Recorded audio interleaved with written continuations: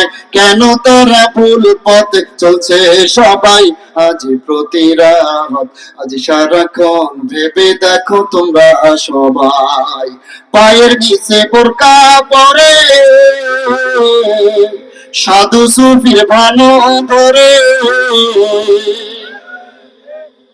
বোরকা তো এসেছে নারীদেরকে ঢেকে রাখার জন্য, এখন বোরকা হয়েছে ফ্যাশন। ডিজিটাল নারীদের বোরকার দিকে তাকাইলে বোঝা যায় ওটা বোরকা না, ওটা জাহান্নামের চৌরাস্তা। ধরে কোন ঠিক কিনা? পায়ের নিচে বোরকা পরে সাধু সুফির ভানো ধরে, দোলা ভাইয়ের সঙ্গে তারা পার্কে ঘুরতে যায়, দোলা ভাইয়ের সঙ্গে তারা পার্কে ঘুরতে যায়।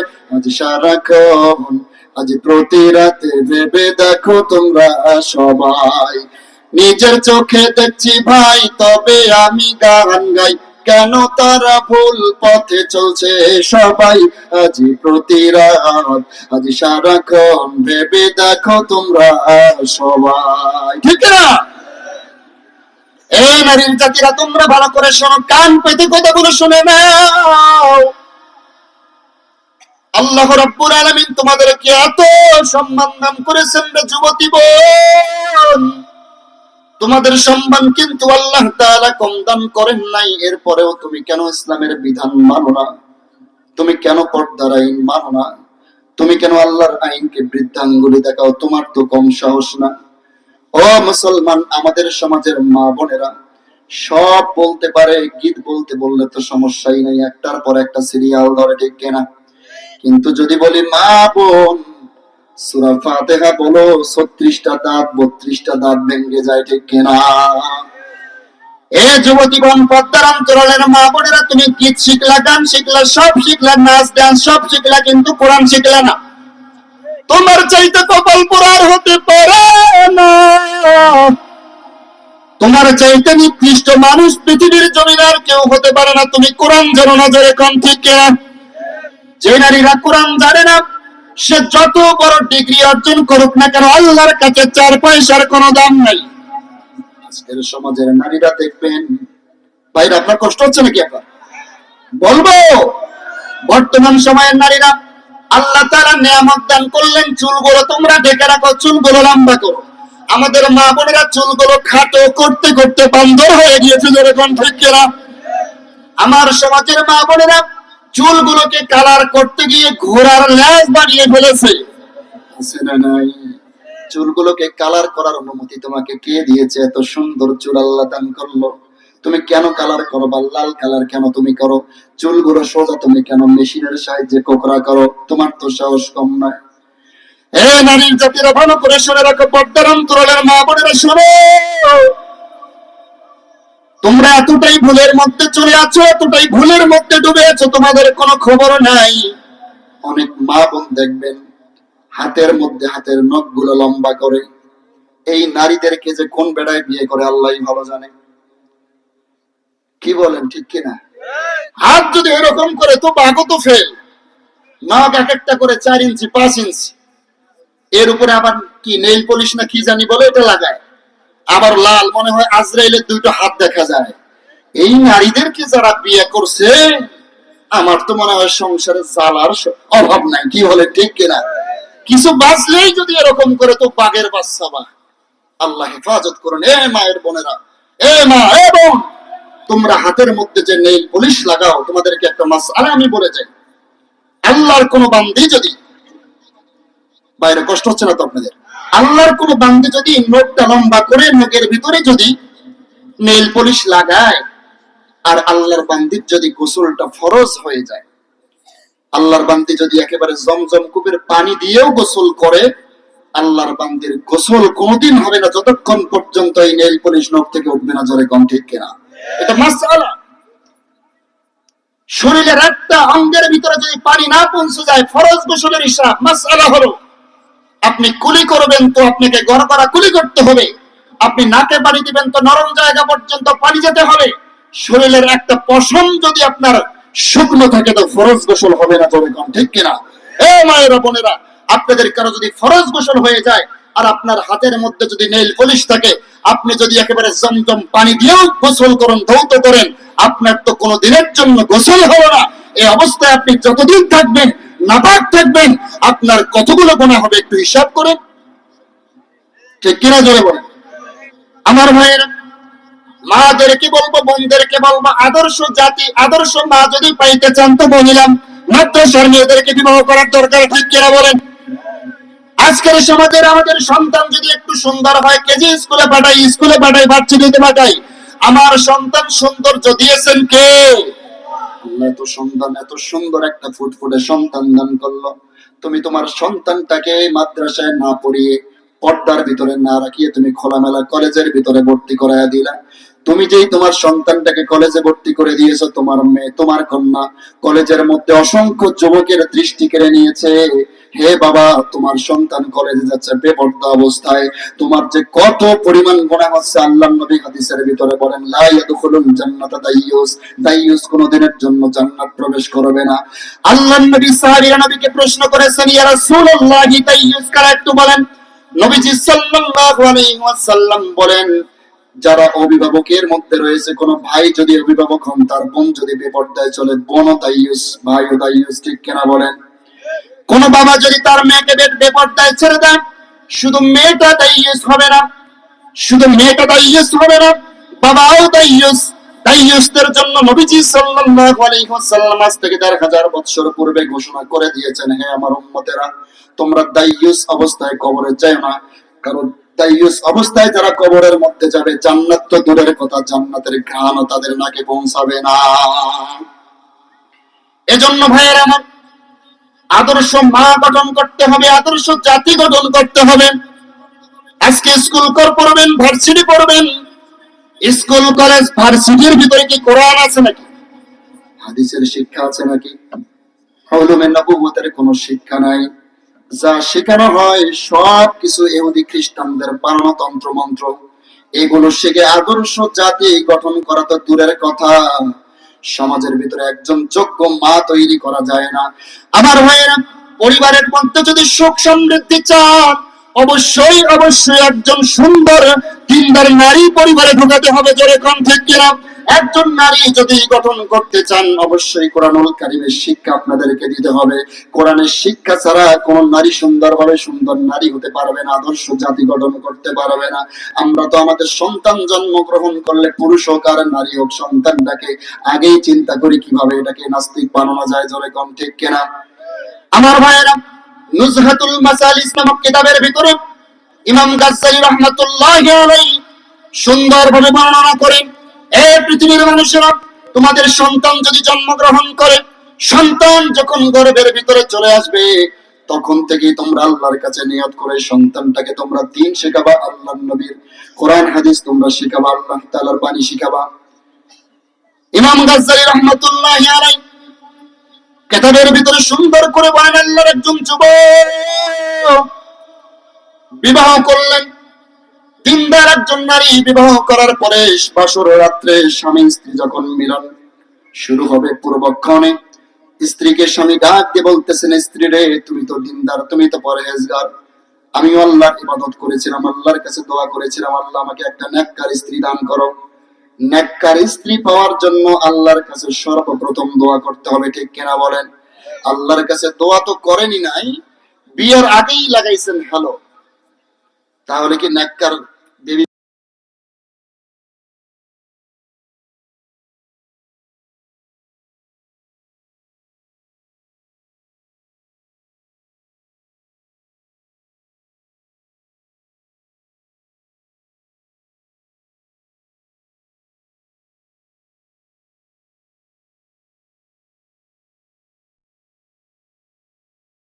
বরকত দিবেন কে? আমার ভাইয়েরা, আল্লাহর বান্দা স্ত্রীকে ডাক দিয়ে বলতেছেন, তোমাকে পাওয়ার জন্য আল্লাহর কাছে অনেক মুজাহাদা করেছিলাম, আল্লাহর কাছে দোয়া করেছিলাম, আল্লাহ তাআলা তোমাকে যেহেতু দিয়েছে, এসো আসো আসো আল্লাহর কাছে 2 রাকাত আমরা নামাজ পড়ি, শুকরিয়া আদায় করি। আমাদের যুবক ভাইরা বিয়ে করে বউকে বাসর রাত্রে প্রশ্ন করে, তুমি কয়টার সাথে প্রেম করেছো? ঠিক কিনা বলেন। অথচ যদি আমরা বিবাহ করার পরে স্ত্রীকে নিয়ে প্রথম রাত্রে বাসর রাত্রে যদি আল্লাহর কাছে 2 রাকাত শুকরিয়া স্বরূপ নামাজ পড়তাম, কতই না ভালো হতো। ঠিক কিনা বলেন।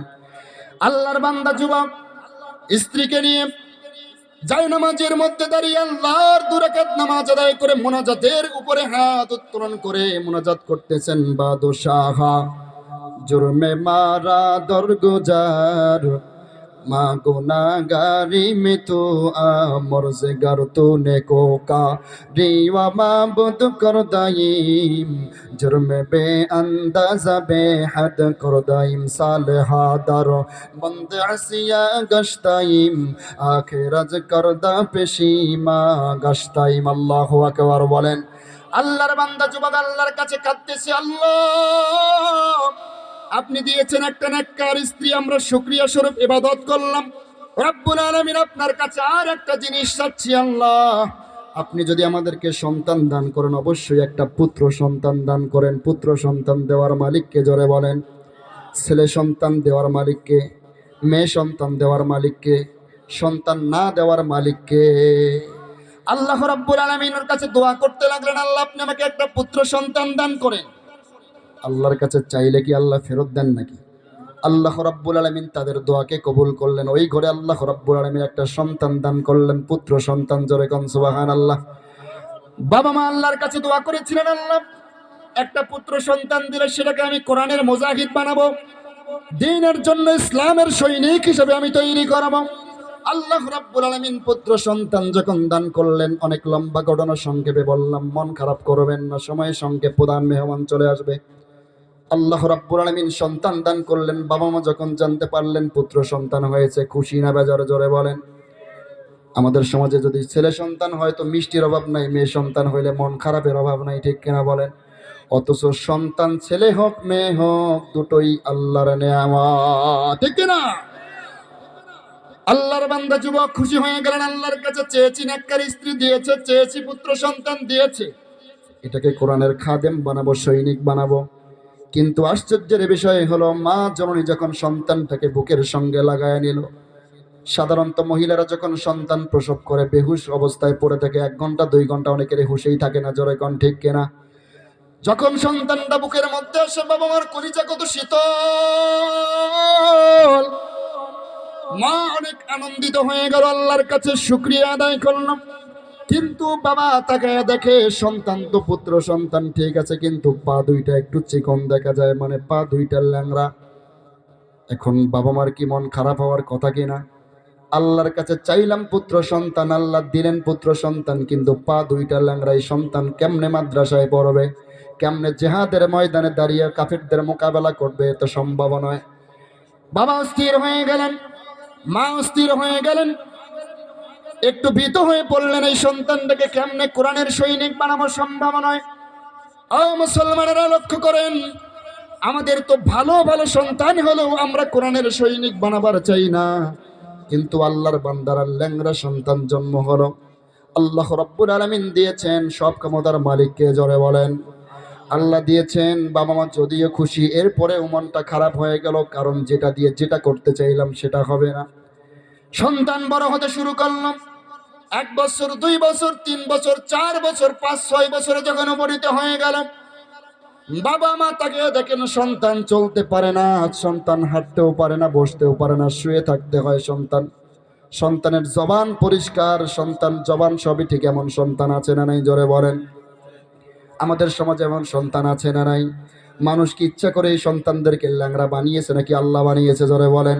এদেরকে নিয়ে কটূক্তি করার কোনো অবকাশ নাই, ঠাট্টা করার কোনো অবকাশ নাই, কারণ যেই আল্লাহ ল্যাংড়া সন্তান দিয়েছেন, আল্লাহ ইচ্ছা করলে আপনাকে আমাকেও ল্যাংড়া বানাতে পারতেন, ঠিক কিনা? আমার ভাইয়েরা, আল্লাহর বান্দা যুবক যুবতী আল্লাহর কাছে দোয়া করেছেন, দোয়া বিফলে যায় নাই, কিন্তু এখন কথা হলো সন্তান তো মাদ্রাসায় পড়তে পারবে না। সঙ্গে সঙ্গে স্বামী স্ত্রী উভয় একত্রে বসে চিন্তা করলেন, এই সন্তান তো মাদ্রাসায় পড়তে পারবে না, কেমনে চলবে, বড় হলে কি করবে? বাবা মার মাথার উপরে মনে হয় একটা বোঝা হয়ে দাঁড়ালো, ঠিক কিনা বলেন?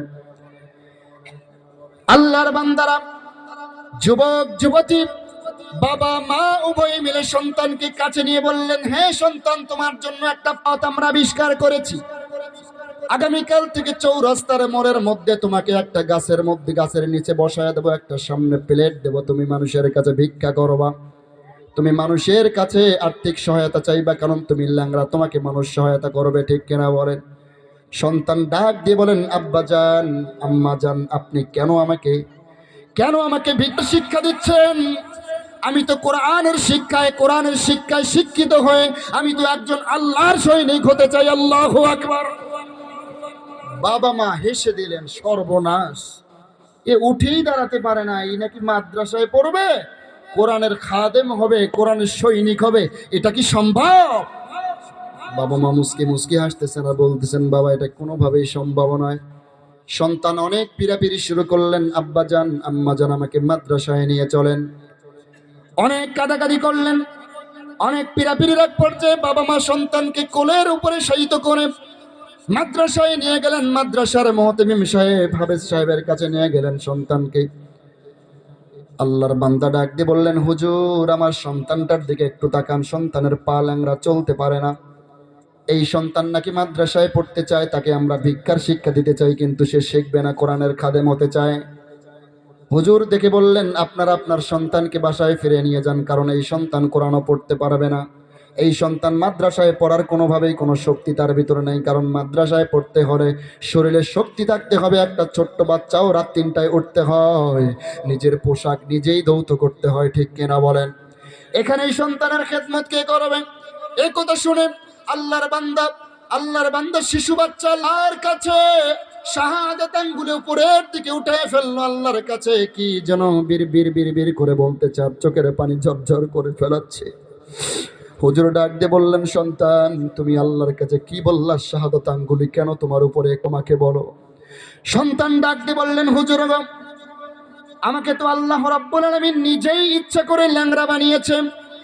আমার বাবা মার অনেক স্বপ্ন ছিল আমাকে মাদ্রাসায় পড়াবে, কোরআনের সৈনিক বানাবে, কিন্তু হুজুর গো, এখন আমি মাদ্রাসায় এসেছি, আপনি আমাকে কোরআন শিক্ষা থেকে মাহরুম করলেন। কিয়ামতের ময়দানে যদি আল্লাহ আমাকে প্রশ্ন করে, হে আল্লাহর বান্দা, আমার বান্দা, তুমি কেন কোরআন শেখো নাই, কেন ইসলাম শেখো নাই, দিন শেখো নাই? আমি আল্লাহর কাছে বলবো, আল্লাহ, মাদ্রাসায় গিয়েছিলাম, কিন্তু হুজুর আমাকে দিন থেকে মাহরুম করেছে, শেখার কোনো পরিবেশ করে নাই, ঠিক কিনা? আল্লাহর বান্দা ইমাম সাহেব, হুজুর হাফিজ সাহেব চিন্তা করলেন, আল্লাহ রাব্বুল আলামিন কিয়ামতের ময়দানে যদি ওই সময় আমি হাফিজ সাহেবকে ডাক দিয়ে বলেন, এ হাফিজ সাহেব, তোমাকে কোরআন ভিতরে দান করেছিলাম, তোমাকে এত সুন্দর ইলমে দিন দান করেছিলাম, তুমি মানুষকে শেখাবা, তুমি কেন এই সন্তানটাকে দিন শেখাও নাই? আমি হাফিজ সাহেব, আমি আলেম হয়ে আল্লাহর কাছে কি জবাব দেব? আল্লাহর কাছে তো আটকে যাব, ধরা খেয়ে যাব, এখন কোনো উপায় নাই।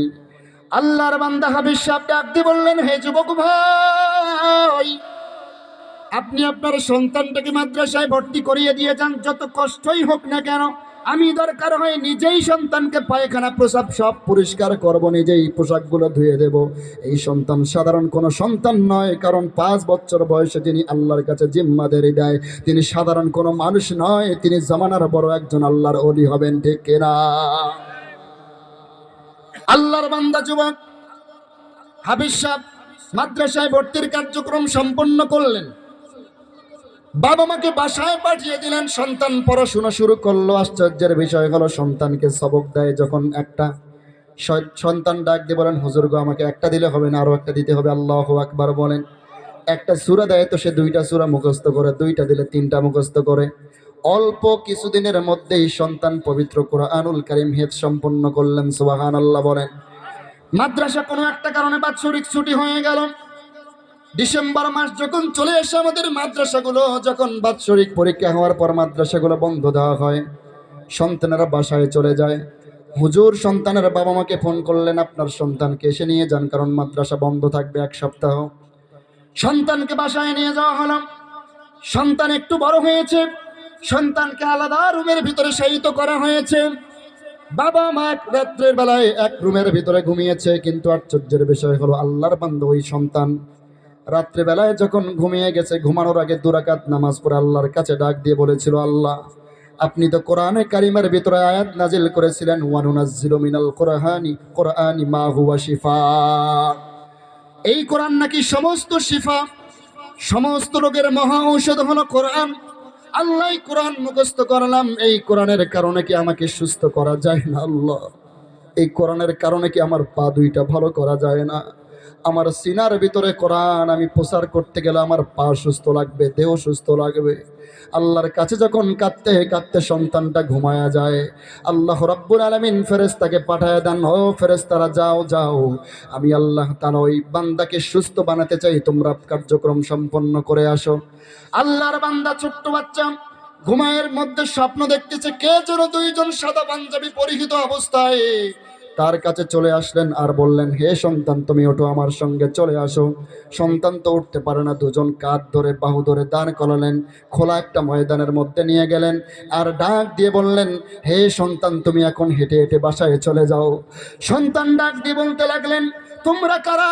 তোমাকে তো আমি চিনি না। তোমরা কারা এসেছো? আমার পা দুইটা ল্যাংড়া, আমাকে বিছানা থেকে উঠে নিয়ে এসেছো, এখন আমাকে বাসায় পৌঁছে দাও, আমি তো যাইতে পারবো না। কোথায় দুয়াবাতারে আমাকে নিয়ে এসেছো, আমি তো যাইতে পারবো না। আল্লাহর বান্দাকে বলা হলো, যাও যাও তুমি দৌড় দাও, তোমার ভিতরে কোরআন আছে, আল্লাহ কোরআনের বরকতে তোমাকে সুস্থতা করে দিবে। সুবহানাল্লাহ। আল্লাহর বান্দা দৌড় দিয়েছে স্বপ্নের ভিতরে, দৌড়টা এমন ভাবে দিয়েছে পা দুইটা সুস্থ আল্লাহ করে দিয়েছে। সুবহানাল্লাহ বলেন। কাদের কদ রত্তু দারি বরকামাল আনতা রব্বি আনতা হাসবি জুল জালাল তুহি কাদের জলিলুল্লাহ জাহাদার তুহি কাদের জলিলুল্লাহ জাহাদার বহর হালে তুহি মেরা হানে গাহাদার। ওরে মানুষ হইছ বেহুশ দুনিয়ার পিছে, কি জবাব দিবি রে তুই আল্লাহর কাছে, ঠিক না? রাত দিনে দৌড়া দৌড়ি বিশ্রামের সুযোগটা নাই, রাত দিনে দৌড়া দৌড়ি বিশ্রামের সুযোগটা নাই। নামাজ রোজা দূরের কথা, আল্লাহর নামটাও মুখে নাই। তোর পিছে মহা বিপদের সংকেত আছে, তোর পিছে মহা বিপদের সংকেত আছে, কি জবাব দিবি রে তুই আল্লাহর কাছে, ঠিক কিনা? আল্লাহর বান্দা যখন দেখলেন দৌড় মারলাম, পা দুইটা সুস্থ আল্লাহ করে দিয়েছেন, আল্লাহর বান্দা ঘুমের ভিতরে একটা চিৎকার দিয়েছেন, আল্লাহু আকবার। মা জননী পাশের রুম থেকে চিৎকারের আওয়াজ শুনে উঠে আসলেন, ডাক দিয়ে বললেন, বাবা তুমি কেন চিৎকার মেরেছো, বলো কি হয়েছে বাবা বলো। বাবা ডাক দিয়ে বলেন, মা তাকায় দেখো গো মা, স্বপ্নে বেলায় আমি তো এই দেখেছি, এই কাণ্ড ঘটেছে। আমার পা দুইটার দিকে একটু তাকায় দেখো তো, পা দুইটা সুস্থ হয়েছে নাকি। আল্লাহর বান্দি যখন পায়ের দিকে তাকিয়েছে, তাকায় দেখি আল্লাহ রাব্বুল আলামিন ল্যাংড়া পা কোরআনের বরকতে সুস্থ করে দিয়েছে। কোরআনের পাওয়ার আছে না নাই, জোরে বলেন। ও মুসলমান, আমাদের সন্তানদেরকে তো আমরা মাদ্রাসায় পড়াতে চাই না। এ যুবক ভাই, এ বৃদ্ধা বাবার, আপনার সন্তান ছেলে হোক মেয়ে হোক মাদ্রাসায় পড়ানোর দরকার আছে না নাই? এই এলাকার জন্য অনেক বড় সুসংবাদ হলো, এখানে একটা মাদ্রাসা তৈরি হয়েছে। আসলে আমি ব্যক্তিগতভাবে মাদ্রাসায় কোনোদিন আসি নাই, জানিও না। আজকে ভিতরের পরিবেশটা দেখে সত্যি আমি অবাক হয়ে গিয়েছি। আজকের সমাজের শিক্ষিত মানুষেরা চায় শিক্ষিত ভালো একটা পরিবেশ, তারা অনেক সময় বলেই ফেলে মাদ্রাসায় সন্তান পড়ানো যাবে না কারণ নোংরা পরিবেশ। কিন্তু আজকের মাদ্রাসা থেকে আমার মনে হলো, এত সুন্দর পরিবেশ, এই পরিবেশে আমাদের সন্তানদেরকে পড়ানোর দরকার, ঠিক কিনা? আমার ভাইয়েরা, আমাদের কন্যা সন্তানগুলোকে যদি আমরা দিন শিখাই, এ বাবা এ মা, আপনি আপনার সন্তানটাকে বিবাহ দিবেন, জামার ঘরে দিয়ে দিবেন, আপনি কোনো কিছু দিতে না পারলেও যৌতুক দিতে পারেন নাই, টাকা দিতে পারেন নাই, অর্থ সম্পদ দিতে পারেন নাই, কিন্তু একটা হাফেজা বানিয়েছেন, তো আপনি শ্রেষ্ঠ একটা সম্পদ জামাইয়ের হাতে উঠাইয়া দিয়েছেন, ঠিক কিনা বলেন? আর আপনি দুনিয়ার সব দিয়েছেন কিন্তু দিন শিক্ষা দেন নাই। আপনি একটা মেয়ে বিবাহ দিলেন, তো একটা জামাইয়ের কাছে আপনি আপনার মেয়ে দেন নাই, মনে হয় একটা দাজ্জাল হাতে দিয়েছেন, ঠিক কিনা? যাদের ভিতরে কোরআন নাই, যাদের ভিতরে দ্বীনের জ্ঞান নাই, সেই নারীরা স্বামীকে সম্মান করতে পারে না, শ্বশুর শাশুড়িকে খেদমত করতে পারে না, তারা সংসারের মধ্যে যাবে আর কূটনীতি করে সংসার ভাইয়ের মধ্যে দ্বন্দ্ব সৃষ্টি করে দেবে, বাবা মার ভিতরে সংশয় সৃষ্টি করে দেবে, অশান্তি সৃষ্টি করে দেবে, ঠিক কিনা বলে? আমার ভাইয়েরা, আল্লাহ রাব্বুল আলামিন আমাদেরকে এতটাই সম্মান দান করেছেন, আমাদের নবীর কারণে আমাদের সম্মান বাড়ছে না কমছে? জোরে বলেন। কত বেশি সম্মান বাড়ছে একটু লক্ষ্য করুন। আল্লাহর নবী বিশ্ব নবী ডাক দিয়ে বলেন, হে আমার উম্মতেরা, তোমরা ভালো করে শোনো, তোমাদের সম্মান শুধু আমি নবীর কারণে দুনিয়াতেও নয়, বরং পরকালেও তোমাদের অনেক সম্মান হবে। আল্লাহর নবী বুখারী এবং মুসলিমের বর্ণনায় হাদিস বর্ণনা করেন, কিয়ামতের ময়দান যখন কায়েম হয়ে যাবে, কিয়ামতের ময়দান যখন কায়েম হয়ে যাবে, আল্লাহ রাব্বুল আলামিন সর্বপ্রথম নবীদের কাছে হিসাব নেবেন। ঠিক কিনা বলেন? নবীরা কি হিসাব ছাড়া জান্নাতে যাবে নাকি? জি, কোন নবী আল্লাহর কাছে হিসাব ছাড়া জান্নাত যেতে পারবে না। নবীরা যদি হিসাব ছাড়া জান্নাতে যেতে না পারে, আমাদের দেশের ভিতরে কিছু পীর বাবা আছে যারা বলে, আসো আমার মুরিদ হও, আমি জান্নাতে পৌঁছাবো। আছে না নাই? যেখানে নবীরা পর্যন্ত হিসাব না দিয়ে জান্নাতে যেতে পারবে না, সেখানে পীর হয়ে বলে আমি তোমাকে জান্নাত পৌঁছায় দেবো, কোনো দিনের জন্য সম্ভব নয়। ঠিক কিনা বলেন? নবীরাই তো নাফসি নাফসি করবে, পীরদের তো হিসাবেই থাকবে না। জোরে কোন ঠিক কিনা? তবে হ্যাঁ, হক্কানি পীর যারা, তারা কোরআন সুন্নাহ মোতাবেক তোমাকে আমাকে জান্নাতের পথ দেখাতে পারবে, জান্নাতে নিয়ে যাওয়ার কারো কোনো অধিকার নাই। ঠিক কিনা বলেন? আমাদের দেশের পীরেরা, পীরের মরিদেরা আবার গানও তৈরি করেছে। আপনারা ইউটিউবে সার্চ করলে দেখবেন, তারা বিভিন্ন গান গায়। মানুষের আবার এই গানগুলো শুনে তো মজা পায়, আর দলে দলে তাদের মুরিদ হয়ে যায়। ঠিক কিনা বলে?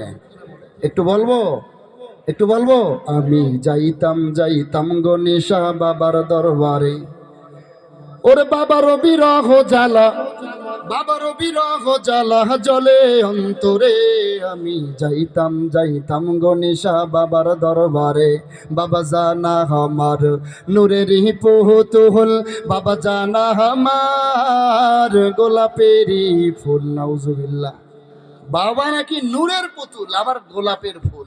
বাবা জানা আমার নূরের পুতুল, বাবা জানা আমার গোলাপেরই ফুল, জিন পরি ফেরেশতা এখন বাবার জিকিরে। নাউজুবিল্লাহ।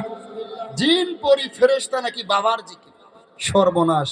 গান গাইলেও তো গাঞ্জা খাওয়া গান, এভাবে গাওয়ার তো দরকার ছিল না। কেউ কি বাইরে থেকে আওয়াজ দিচ্ছেন নাকি? হ্যাঁ, কারো কোনো সমস্যা আছে? আমি কোনো হক্কানি পীরের বিরুদ্ধে বলছি না, আমি তো ওই সমস্ত ভণ্ড পীরদেরকে উৎখাত করতে চাই। ঠিক কিনা বলে? এরা আবার গান গায়, কেরামান কাতিবিন, রোজ হাশরের দিন আল্লাহর দরবারে যদি করেন অভিযোগ, আমরা বলবো দুনিয়ায় ছিলাম খাজা বাবার লোক। আছে না নাই একদল? কেরামান কাতিবিন, রোজ হাশরের দিন আল্লাহর দরবারে যদি করেন অভিযোগ, আমরা বলবো দুনিয়ায় ছিলাম ল্যাংটা বাবার লোক। বাবা ধরলেও না, একটা সাইজ মতো ধরার দরকার। ল্যাংটাটাই তোমার বাবা হলো নাকি? আমরা যারা নবীর উম্মত, আমরাও গান গাই, সাধারণ কোনো গান নয়, আমরাও গান গাই। কিরামান কাতিবিন, রোজ হাশরের দিন আল্লাহর দরবারে যদি করেন অভিযোগ, আমরা বলবো দুনিয়ায় ছিলাম বিশ্ব নবীর উম্মত। ঠিক না? আমার ভাইরা, এই ভণ্ড পীরের মুরিদেরা গান গায়, আমি পাপী গুনাহগার বান্দা, দয়াল কেমনে হব রে পার, ও হে লাল চান নৌকার মাঝি আমায় করিও পার। নাউজুবিল্লাহ। দয়াল চান নাকি এর নৌকায় পার করে সেই ফুলসিরাতের রাস্তা নাকি পার করায় দিবে। নাউজুবিল্লাহ। ওরে হযরত আলী নৌকার মাঝি, হযরত আলী নৌকার মাঝি, ফাতেমা জামিনদার, আমি বলি ভণ্ডদেরকে জুতা দিয়ে সাইজ করা দরকার। কিয়ামতের ময়দানে আল্লাহ নবীদের কাছে হিসাব নেবেন। নারায়ে তাকবীর, নারায়ে তাকবীর। প্রধান বক্তার আগমন, শুভেচ্ছার স্বাগতম এলাকাবাসীর পক্ষ থেকে। আমার ভাইরা, কিয়ামতের ময়দানে আল্লাহ নবীদের কাছ থেকে হিসাব নেবেন। তবে হ্যাঁ, সেদিনও আল্লাহ তাআলা আমাদেরকে এতটাই সম্মান দান করবেন। আল্লাহ নবী বলেন, ইউদআ নূহুন ইয়াউমাল কিয়ামাহ, নূহ পয়গম্বরকে আল্লাহ কিয়ামতে জিজ্ঞেস করবেন, হাল বাল্লাগতা রিসালাতি ইয়া নূহ, তুমি কি রিসালাতের দায়িত্ব পালন করেছিলা? অনেক লম্বা হাদিস, সংক্ষেপে শুধু আপনাদেরকে টাচ অ্যান্ড পাস করতে চাই। সেটা হলো